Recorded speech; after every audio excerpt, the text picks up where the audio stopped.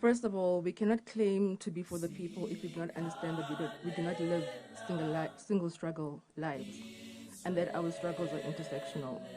I hear us talking a lot about GBVF, which is gender-based violence and femicide, but I'm very conscious about calling it sexuality and gender-based violence and femicide, because women are not only attacked because they are women, but they are attacked because of the choices of because of who they are sexually and who they are attracted to sexually. Greetings, fighters. Greetings to the CIC, President Julius Malema. Greetings to commissars. Greetings to South Africans. Greetings to Africans. Greetings to anyone who loves the EFF and anyone who votes for the EFF, even those that don't. Today we'll be talking to Faith. The broader topic is the LGBTQIA plus family. We call it the queer community, and what that entails. So that is lesbians, gays, bisexuals, transgendered people, pansexuals, intersectionals, queer people. The list is endless. Our sexuality is fluid. Our sexuality it goes beyond the spectrum of what people term as homosexual or heterosexual. So people know heterosexual people, mom and dad, but however there's different types of sexualities that people identify as, and sometimes as we grow and we become older, we discover or rediscover parts of ourselves that we didn't know that is who we are. South Africa is a country that is very progressive in terms of its laws for queer and gay rights. Gay people are allowed to marry each other. Gay people are allowed to walk freely. There is no law that prohibits a gay person from being gay, like in other African countries where it is prohibited to be a homosexual. In South Africa, the laws are very much liberal in that sense. However, it doesn't really translate to the judicial system. Just like rape is a crime, when you go to the police to report a rape, does it actually translate to the perpetrator being arrested? No. So in as much as the law says that we are allowed to be queer, it doesn't really protect us from people who hate and discriminate against us. So today we'll be talking to Faith. Faith is from Port Elizabeth, Faith Kock. So she's going to tell us about who she is and what her experience has been being queer in South Africa. Faith, hi. Hi. How are you? I'm fine, thanks. And you? I'm fine, thanks. Tell us about yourself. Who are you? How old are you? Where do you stay?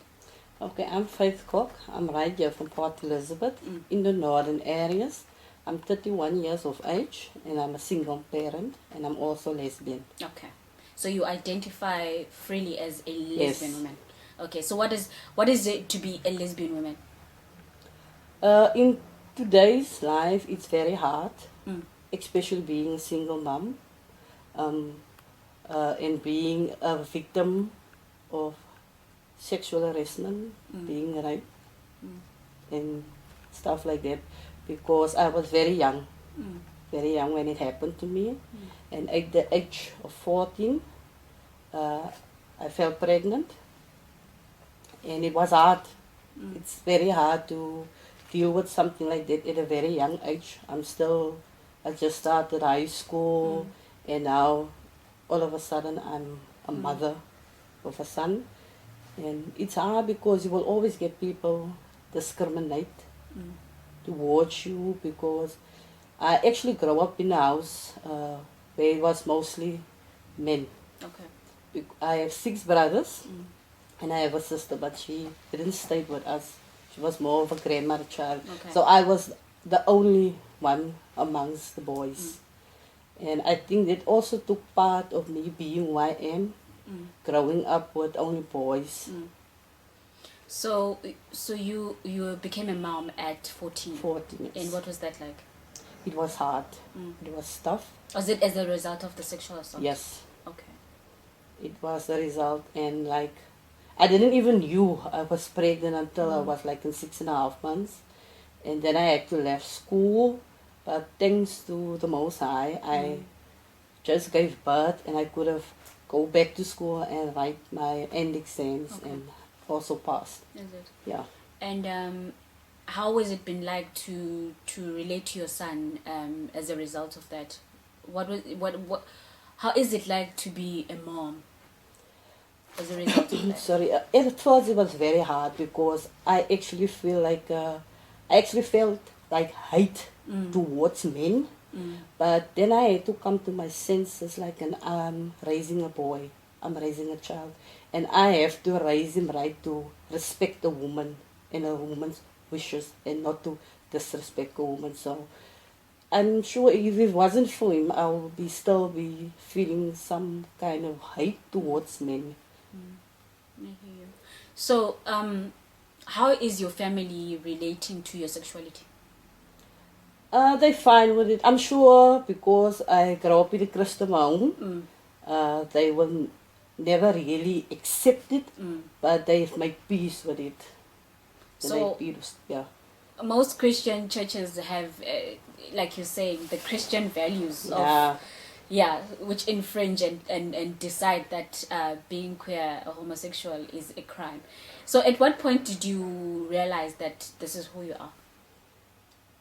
Like I said, I grew up in a house with mostly with brothers, and I think it started there in what I've experienced. It just like convinced me more that I can never be intimate with the man or be with the man or married with the man. That I actually have feelings for women. So it's not as a result of your assault; it's who you are. It's why I am, but I think that also took part of it. Okay, I hear you. So what is it like being a great many other faiths who identify as lesbians, especially masculine presenting lesbian women Okay. in a township? Do you feel safe? No, not at all. We just recently have lost one of our fellow members who was brutally murdered and raped to death. And still there was no justice up to date. And it was reported in the police station? It was reported.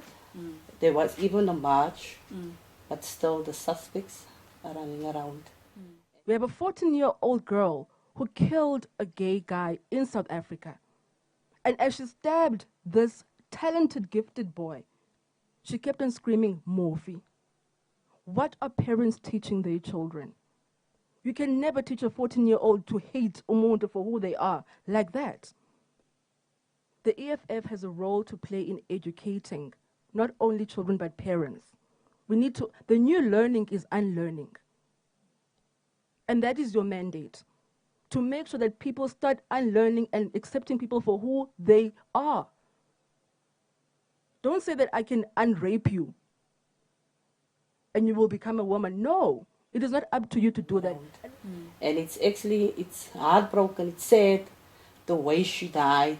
She has a 19-month-old baby. It's sad now that baby has to grow up without the mother. I feel it's not fair. We as women, we don't feel safe in our areas because the police is there, but still stuff like this happens. Like corrective rape, eh? Yeah. I want to ask this question. I want to ask it in a way that highlights. So, what do you think women must do, or what do you think we must do as queer people to educate? Is it our job to educate our communities about who we are? What do you think the law is doing enough to assist with the hate crimes? I don't think the law is doing enough, and I don't think like the LGBT is not something new. Yeah. It's not something that started today or yesterday, that we actually had to explain ourselves. And I don't feel the need to explain myself or who I am. People must just learn to accept, because they don't know what we're dealing with, to actually make peace with who we are. Some people go into heavy depression, like myself. You get some people who cut themselves. I also used to do that. And some people are so, when people judge them, they just commit suicide, which I feel it's unfair. Just leave us to be who we are and love us for who we are. Like people would judge gay men. They don't rape. They don't rape. But still, they also get discriminated for who they really are. And I think that's just unfair. It's not. Yeah. We have been fighting the LGBTQIA fight for the longest time. It's not a new struggle. And I cannot believe that in 2020 we must go sit in parliament and vote if people should marry who they are in love with or who they want to be with in 2020. I cannot believe that in 2020 we have to fight for that when it's in our constitution, one that is actually being thrown out the window by this government that we have right now. There are many issues which are faced by the LGBTQIA, and I will be particular with the trans bodies in this country. There are trans bodies in the rural areas who do not have access to information or access to health services. Right now, PrEP was made available for trans bodies, but right now the government has charged the money for PrEP. And there is no PrEP. We talk about HIV prevention, but there is no prevention tools in this country for us to fight HIV. Trans women are trying to transition, but there is no access for them to get to even a hospital or a clinic. When they come in to a clinic and they ask for help, they are first of all discriminated against because of who they are. They are asked, are you a man or a boy? And we have people who are claiming to be for us in those leadership positions in this government, who will say that I am a feminist, I am for women, I am for LGBTQIA, but behind or in these small rooms, they are able to say to trans women, but oksalayo uyindoda. And we need to educate ourselves consciously about LGBTQIA. And then I want to ask, you spoke about being a lesbian. So I want to ask, so let's say you like someone. Yeah. Is it easy for you to say or go to someone and say, I like you, do you want to date me? What's your experience with that, with dating? Okay, with dating, personally with dating, I don't have a problem. Okay. I don't have a problem with that. Okay. It all depends on how you see the person or how the person actually feels towards you, or do you get that type of vibe? Yeah. So it's so there's communities, right? So do you find that queer people then have to always hang out with queer people, or do you have like a space where you have straight friends and you don't feel like there is an underlying tone of don't sit too close to me, Faith, because you're a lesbian? I do come across people like that, but personally with my friends, they accepted me for who I am, and we actually love hanging out. Is it? But you will still get those people you're not really close to that will actually think that if I sit next to you, I'm going to make a move, and that ain't me. It's not all of us that are the same, but I'm not that type of person. So what advice would you give to a 14-year-old Faith who has just discovered, I think I like girls? What would be your, as an older Faith, say that they must do, or they must be careful of, or they must look out for? I would say, firstly, love yourself. And firstly, accept who you are and make sure of your feelings. Okay. Then the way other people see you won't actually really matter, even though it's still hurtful at times, but be happy with yourself. If you look in the mirror, love yourself and tell yourself, damn, I'm cute, I love you. Small little things like that, really, it matters. For yourself, it's best to love yourself first and put yourself first, and not do something or be someone else that people actually want you to be, because at the end of the day, you're only going to be unhappy and be miserable. And then do you think that schools need to maybe, I always see that with my children, they have a perception, it's like when they see Somizi, like, oh, he's gay, but do they know what gay means?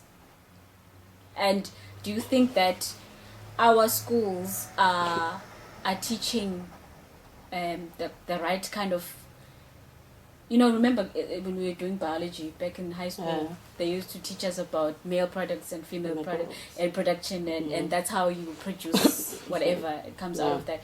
But do you think that schools need to diversify or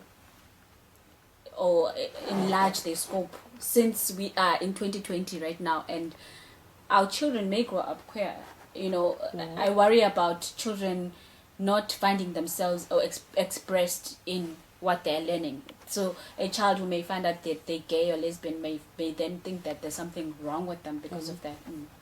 I think with schools, I think they need to educate our children, because maybe there wouldn't be so much hate outside if we educate our kids from small age that it's fine.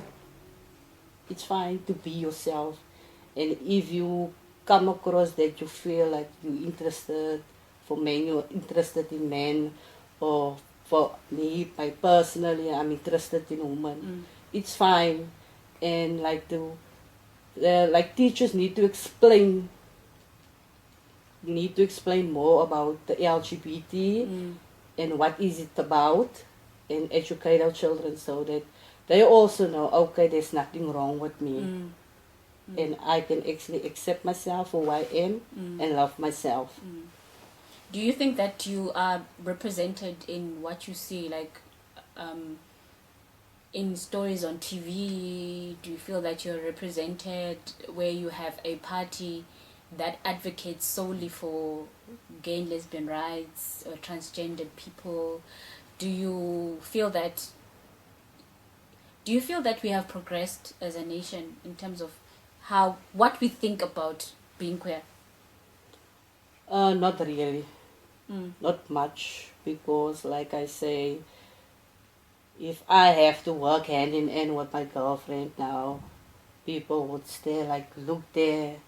And like I said, it's nothing new. People just need to accept us for who we are. So I think they need to do more when it comes to that. So when you work with your girlfriend there in the northern areas, you don't think that puts you more in the spotlight or in danger because you're working with your girlfriend? So now it's fine that you're a lesbian, but for us to see you lesbianing, how do you get treated? Like, personally, like I said, I don't actually care what people think or say about me, and it sometimes I would just let it pass. But sometimes you do get annoyed with people's opinions, like, you know me for years, why are you still shocked when you see me working hand in hand or all lovey-dovey with my girlfriend? Just get used to it. Just get used to it and accept it, because sometimes we don't feel safe. We don't feel safe because now you must, if a man walks by and he looks dodgy, you don't know what's going to happen next. Should you let go? Should you let the hand go or not? Or for her sake. Yeah. For her sake. So you don't actually know when you are safe. You don't ever worry that what happened when you were 14 is going to happen again? That's my biggest fear. Because I don't think I will be able to handle something like that again. Coming from depression, like I told you, I used to cut myself, do that stuff to myself just to actually not feel that pain from the inside. So I really wish and hope that something like that won't happen again. Okay. Faith, thank you so much for speaking to us. Thank you for opening up to us and sharing your pain, but also showing the beauty of loving another woman. It's beautiful. It's actually quite nice to love another person who's a woman. It's a beautiful love. Thank you for blessing us with your presence. Thank you very much. It's okay. So that was Faith, and that's a real story of a queer lesbian woman who lives in a township. So I think for me, it speaks to representation. I think our children need to see queer lives in our stories. They need to see queer lives on TV. They need not see queer life as something abnormal or something to laugh at. I think our stories need to be told more. I believe literature, South African literature, needs to be more inclusive, especially in high school and primary school. That includes non-gendered stories, of love. And I think we need to show more of what it is like to live in a queer body. It's not just a struggle, it's also beautiful. It's also very special. It's a special feeling to know that you love somebody like you. So with those words, thank you very much to Faith. Thank you very much, and I wish other faiths out there can feel, or young faiths out there can feel that they are represented, and the EFF is there for people who are queer. It's in our manifesto. We believe that there needs to be inclusivity, and I believe that it should be a crime for people to be homophobic. We do not tolerate homophobia of any kind, and we also feel that the judicial system really needs to take its course. We believe, especially for trans bodies, our clinics and our hospitals and our healthcare system needs to come on board and really do something about the transition into being a fully bodied trans woman or woman, and that's what we feel that should happen, and what we feel we should advocate for. Thank you very much. For me, as far as I'm concerned, the L, the G, the B, the Q, and so forth, those are revolutionary. Because when I say that I am bisexual, it means that I know who I am. And this is who I am. And there are people who are like me out there. There is a whole army of bisexuals. And that is something in a world that is actually fighting against who you are. The new learning is unlearning. Let there be services in this country for trans women and trans men, from the rural areas to the suburbs. And please, the bail issue, the no bail. Women are raped because they are lesbian. Men are raped because they are gay. Patriarchy is so toxic that it is even violent to its own beneficiaries who are men. Not only gay guys get raped, but a man gets hijacked with his wife, and men will rape both the man and the wife. And the man is straight. That is what we are fighting against, the system. And it's not only women who are fighting against it, but it is also men's role to fight against that system, because it does not benefit you. Thank you so much.